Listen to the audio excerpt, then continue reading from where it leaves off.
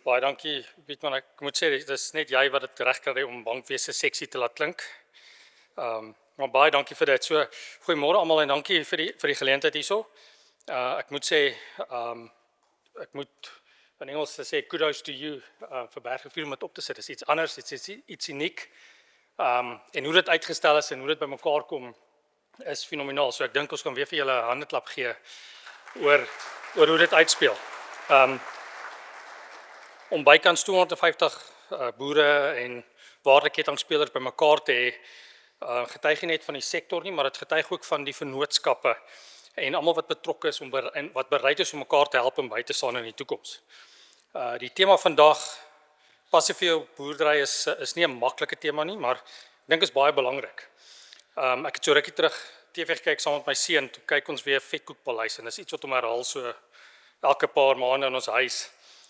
En ek dink altyd aan daai stukkie waar hulle vir Hendrik vra, verduidelik rugby vir ons. Hoekom is rugby so belangrik? Maar dit kom maar op neer dat rugby in jou bloed is. Dis 'n geloof, né? En hy bal sy vuis. En dit het my altyd laat terugdink aan boerdery. Dit is 'n roeping, dit is in jou bloed. En julle gaan nou 'n hele paar klisjées hoor vandag, maar ek dink dit is relevant en dit is waar alles bymekaar kom. En boerdery is so die manier van lewe, die vroeg opstaan, die laat gaan slaap as die son al gesak het. Alles wat baie belangrik is, fisies uitputtend, emosioneel uitdagend en dan praat ons nie eens van die finansies wat kan druk van tyd tot tyd nie. En alles as ons terugbring wat die minister ook gesê het, sonder boerdery staan alles stil. So jy praat van werkskepping, mense ly honger, dis die ruggraat van die ekonomie. Weereens klomp klisjées, maar ek dink is baie relevant. So ek wil net aan 'n paar punte raak. So een is net bietjie oor boerdery en waar die passie vandaan kom en hoekom dit belangrik is. Die rol van boere en ek dink een van die belangrike temas wat ook genoem word is klimaatsverandering en hoe ons anders moet dink en hoe ons moet reageer. Jy hoef nie noodwendig aan klimaatsverandering te glo nie, maar ek dink jy moet net TV kyk en radio luister, dan sal jy die impak verstaan. En natuurlik, dit sal sonde wees as ek nie die rol van 'n bank en finansiële instellings in die prentjie inbring en sê maar, wat is ons rol om by te staan en hoe sien ons die industrie en hoe lyk die toekoms van die af?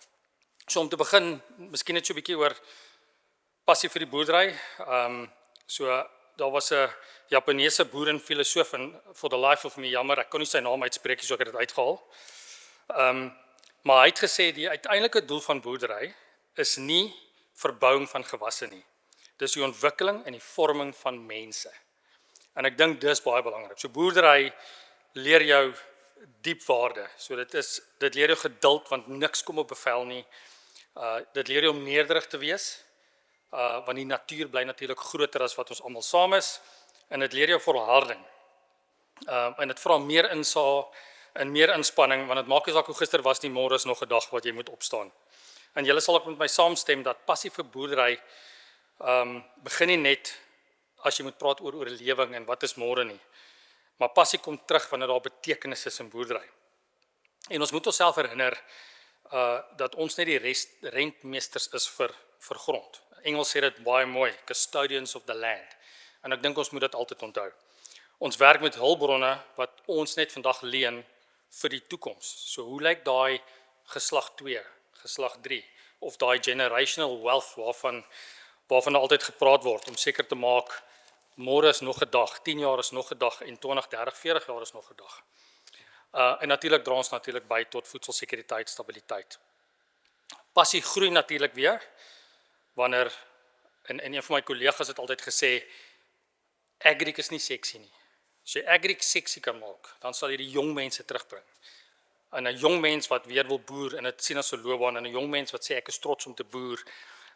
Dis waar die strukturele en die finansiële volhoubaarheid in landbou gesien word. So definitief om passie terug te bring in die boerdery is baie belangrik en is baie van die gesprekke wat vandag gaan plaasvind en ek weet die paneel gaan ook praat oor daai generasie wat moet kom en hoe jy jouself daai struktuur in plek sit om dit te doen. So dit moenie gesien word as 'n probleem nie, maar daar's baie geleenthede en oplossings wat daaruit gaan kom. Die rol van die boer is natuurlik baie belangrik. Mens word blootgestel aan verskeie weeromstandighede en ek dink die minister het dit genoem. My vrou het nou die dag weer vir my gesê is as jy voor boere staan of jy gaan sien 'n boer, hoe bly jy positief? Want dit is ekonomiese druk, dis weeromstandighede, dis droog, dis nat, dis te veel is te min, die pryswissel.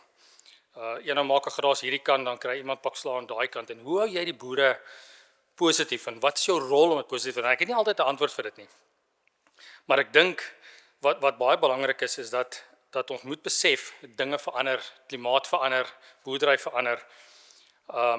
So daar's altyd gebeure wat uitspeel, lande wat onder water is, infrastruktuur wat wegspoel. Iemand het nou vir ons gesê in die Oos-Kaap het spulpunte weggespoel. So jy gaan al 'n spulpunt honderde meters in die rivier af. Kontantvloei is onder druk, oeste werk nie altyd uit nie. Maar dis waar die karakter van boere uitkom en ek dink dis belangrik is dat boere hou nie op dink nie. Dis weer 'n klise, boere maak 'n plan, maar iets speel uit, boer staan op en hy plant weer. Die vloed het gekom en gegaan, boere staan op en hulle gaan weer aan. Daar's nie noodwendig altyd hulp of vroegtydige hulp van regering of Eskom of enigiets af nie, maar boere gaan aan en sonder om terug te staan en te wag om uitgedeel te kry. En dit praat dink ek van leierskap in boerdery, dit gaan oor die gemeenskap van boerdery, hoe hulle by mekaar pas ondersteun. En natuurlik, en ek moes weer 'n bietjie gaan Google en ek kan nie mooi onthou nie, die veerkragtigheid van boere, die resilience is die Engelse woord. Wat eintlik baie belangrik is. Wat ook belangrik is natuurlik, 'n boer kan nie alles alleen doen nie. En ek het dit nou genoem, maar samewerking in die waardeketting is baie belangrik. En daai waardeketting is nie net die boer homself en die produsente, dis die insetfinansiering, dis Bergrivier, dis FNB, dis die regering. Tegnologie en insetverskaffers wat belangrik is. So almal moet by mekaar kom, versekeraars in die waardeketting om mekaar te ondersteun en alles te help werk. En weer eens, en ek dink minister het ook goed gesê, daar's baie geleenthede, infrastruktuurbeplanning, ek dink die beheer en die bestuur van water is baie belangrik. Ek het nou die dag 'n praatjie gehoor waar hulle sê, ek dink minister, jy gaan ook beter weet, waar hulle sê, Suid-Afrika is een van die grootste verbruikers van water per individu, en die rede vir dit is, van 2/3 van die water gaan verlore. En dit is skokkend. So vir elke liter wat jy gebruik, gaan daar 2 liter verlore in die stelsel, in die waardeketting. So om te hoor dat die regering 'n fokus daarop het om 'n planning en bestuur is natuurlik baie belangrik. En ek dink boere natuurlik aan die voorpunt van al hierdie geleenthede wat uitspeel en al daai goeie. En natuurlik dan wil ek net terugbring bietjie na FNB toe. So ek dink die rol van die bank is nie net om te finansier nie, maar ek dink ons verstaan dat die sektor belangrik is. Dit is nie net 'n sektor wat werk skep en goed nie, en ons dink dit is 'n kernvernoot van Suid-Afrika en ek dink dit is baie belangrik en nie net soos dit nou is nie, maar ook in die toekoms en waartoe alles gaan. So ons verstaan boerdery werk nie in kalendermaande nie, ons verstaan dit is 'n siklus.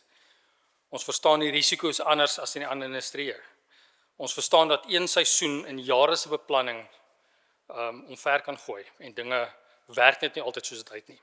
En soos wanneer rampe tref soos wat uitgespeel het met die vloede in die Oos-Kaap en die Wes-Kaap, foot and mouth en al daai goedjies, dink ek daar's ook vir FNB 'n rol om te speel. En ek dink die eerste ding wat 'n ou moet doen is altyd om proaktief te wees en te gesels met kliënte, maar ek dink passie vir boerdery is belangrik en natuurlik mens wees. Verstaan, hê empatie en kom met voorstellings en oplossings wat langtermyn volhoubaarheid in gedagte het.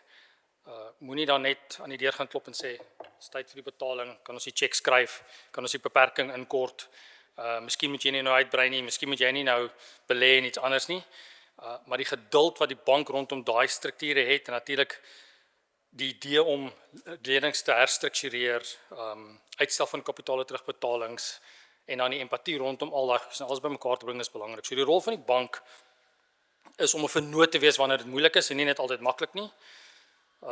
So Pietman, ja, dit is altyd, ek sou nou graag hier wou gestaan het met 2 sakke, soos in die flieks, 2 sakke. Ek het gisterand toevallig fliek gekyk waar die ou die 2 sakke kontant op die tafel gaan sit. So nou so lekker gewees om dit te doen het, maar so ons krimp nie ons aptyd in vir moeilike omstandighede nie. Inteendeel, dis waar ons meer betrokke wil raak. finansiering beskikbaar stel, beleggingsbesluite van die boere te ondersteun en natuurlik ook dan te help met die gesprek wat ook later gaan uitvind is hoe jy jou oor geslagte struktureel reg opstel om seker te maak tweede, derde, vierde geslag is nog steeds hier terwyl ons nie die custodians van die grond is. So ons hoop ons sien onsself as 'n vernoot wanneer dit moeilik is en nie net wanneer dit maklik gaan nie. En verstaan dat ons deur die siklus kyk. Ons verstaan die siklusse in die stelsel. Ons verstaan jy kan nie besluit maak op siklus as 'n dag 1 uitspeel nie, maar hoe jy jou beleid aanpas en jou respons, as ek 'n Engelse woord kan gebruik, tafel toe bring om seker te maak jy kan definitief met jou kliënte op pad stap. As dit kom by FNB se produkte, natuurlik het ons pasgemaakte produkte waarvan almal weet, seisoen, bedryfskapitaal, langtermyn finansiering vir infrastruktuur, toerusting, aankoop van grond, en wat ons alles struktureer rondom terugbetaling van natuurlik jou kontantvloei en al daai tipe goedjies. Maar ou moet dit ook terugbring na klimaatsverandering toe. Daar's definitief 'n skuif, so baie van die ouens het ons gehoor van hulle het gebou onder die 100 jaar vloed. Die gevoel wat uitspeel is daai 100 jaar vloedlyn gaan 'n 1 in 'n 20 jaar vloedlyn word of 'n 1 in 'n 10 jaar vloedlyn word. Die bank begin kyk na langtermyn klimaat. So sekere areas gaan natter word, sekere areas gaan droër word. En hoe gaan ons in landbou belê en betrokke wees terwyl dit droër word en warmer word? En hoe lyk ons produkfinansiering in daai, sal ek sê, omgewing? En as jy dit weer terugbring na die plek toe waar dit te nat gaan wees en baie reën gaan wees, is hoe verander jy jou insette vir jou kliënte rondom 'n natter, sal ek sê, omgewing. So hernubare energie is belangrik. Ons kyk anders na daai tipe finansiering. Ek het 'n kollega hierso, Dirk, jy kan dalk net jou hand opsteek. So First Rand Bank dink anders, ons innovasie is anders. Ons kan finansiering doen op, die Engelse woord is off balance sheet, ek dink almal verstaan dit, waar jy nie eens die kapitaal hoef uit te haal vir sonkragstelsels nie. Ons doen dit op 'n struktuur waar jy dan die krag by FNB kan koop. So die bank wat tradisioneel net kontant uitdeel of lenings beskikbaar maak, speel ook in die arena van hernubare energie en ander maniere van finansiering. So oor tyd, as dit kom by innovasie, waar die bank krag verkoop aan jou, en oor 15, 20, 25 jaar strukture, waar jy landboulenings het wat volhoubaarheid in landbou ondersteun met langertermyn finansiering, kapitaalmoratoriums, rentekoersverlaging. Iemand sê gister vir my, ek dink is prima -5, toe sê ek wens, ons is nie op daai vlakke nie, maar as jy strukture bymekaar kan sit wat praat rondom langtermyn, met 'n bietjie van 'n wortel oor hoe jy terugbetaal, wanneer jy terugbetaal, rondom jou kontantvloei, as ook wat jou rentekoersverlaging en verbetering is. Daar's gebeure wat tans uitspeel oor netfinansiering op ander strukture. Vennootskappe raak al hoe meer belangriker. So hoe kan jy in die waardeketting vennootskappe bymekaar sit om te help met hervestiging van boere wat geïmpakteer is? Hoe belê jy in volhoubare praktyke? FNB het 'n hervestigingslening wat jy tot 12 jaar kan struktureer met 'n 4 jaar kapitaalmoratorium. So dis alles iets wat ons bymekaar sit om industrie te ondersteun in tye wanneer dit moeilik is. Ten slotte wil ek klaarmaak deur net te sê, ten spyte van die uitdagings, en dis dalk weer 'n paar klisjées, landbou bly die engine van die ekonomie. Dit bly 'n bron van werk en hoop en geloof. Dit is 'n sleutel tot stabiliteit in ons land. En dit bly 'n belangrike skakel vir alles. FNB is deel van daai stelsel en siklus. Passie bly, die veerkragtigheid en die resilience hou aan en dit boere staan weer op na die storms wat plaasgevind het. Vennootskappe is al hoe meer belangrik.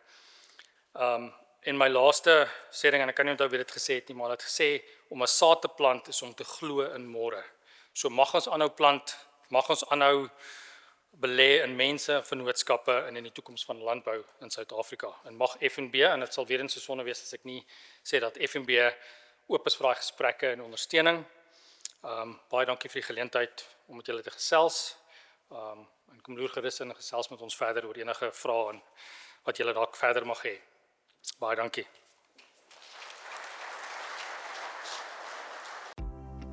We'd like to thank our valued sponsors,